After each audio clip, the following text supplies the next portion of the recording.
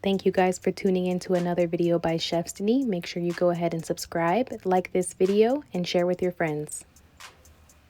In the description will be a brief list of instructions as well as the ingredients. This is my first time making this, so if you have some tips, leave them in the comments.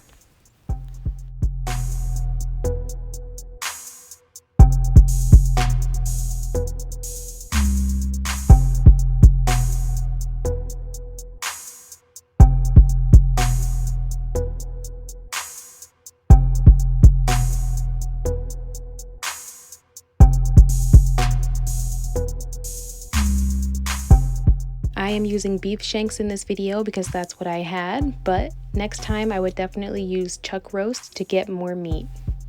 I would recommend that you use chuck roast as well.